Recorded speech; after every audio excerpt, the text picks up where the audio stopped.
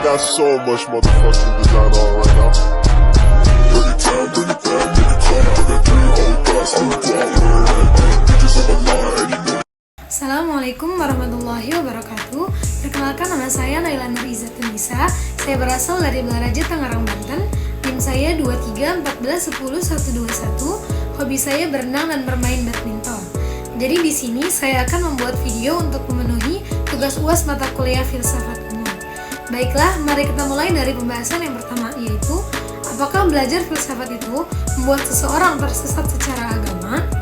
Jawabannya yaitu tidak juga, karena tergantung pada bagaimana seseorang mendekati filsafat dan bagaimana mereka mengintegrasikannya dengan keyakinan agama mereka sendiri. Lalu filsafat juga dapat menjadi alat untuk memperkuat iman, akan tetapi juga dapat memicu keraguan. Yang terpenting adalah menjaga sikap terbuka dan kritis, serta selalu berusaha mencari kebenaran. Bahkan, menurut Buya Yahya, Imam Al-Ghazali adalah seorang ahli filsafat. Akan tetapi, falsafahnya Imam Ghazali yaitu untuk peruntukan filsafat-filsafat pemikiran yang sesat. Makanya Imam Ghazali ini sampai mempunyai kitab untuk meruntuhkan pemikiran-pemikiran filosof yang ajarannya sesat. Lalu pembahasan yang kedua yaitu tentang hubungan antara ontologi, epistemologi, aksiologi dalam landasi pengetahuan yang komprehensif. Konsep ontologi, epistemologi, dan aksiologi itu saling berkaitan dan membentuk satu kesatuan yang utuh dalam membangun pengetahuan yang komprehensif. Dimulai dari ontologi, yaitu dengan menentukan apa yang kita pelajari, dan epistemologi yaitu dengan menentukan bagaimana cara kita mempelajarinya. Kalau aksiologi yaitu dengan menentukan untuk apa sih kita mempelajarinya atau fungsinya. Contoh sederhananya, misalnya kita ingin menentukan perubahan iklim. Menurut ontologinya yaitu kita akan mendefinisikan terlebih dahulu apa itu perubahan iklim dan apa saja faktor penyebabnya dan apa saja dampak yang terjadi akibat perubahan iklim tersebut. Kalau menurut epistemologi yaitu kita akan menggunakan metode ilmiah untuk mempelajari perubahan iklim tadi, yaitu dengan menganalisis atau dengan melakukan eksperimen dengan data-data yang ada.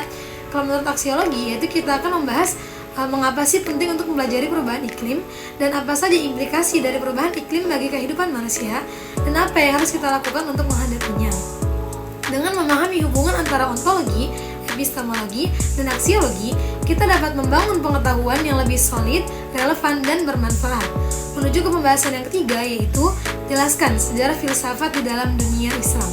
Filsafat Islam merupakan hasil perpaduan antara pemikiran rasional Yunani kuno dengan ajaran-ajaran agama Islam. Kelahirannya ditandai dengan penerjemah karya-karya filosof Yunani seperti Aristoteles dan Plato ke dalam bahasa Arab pada abad ke-8 Masehi. Masa keemasan filsafat Islam abad ke-9 hingga abad ke-13 menjadi masa keemasan bagi filsafat Islam.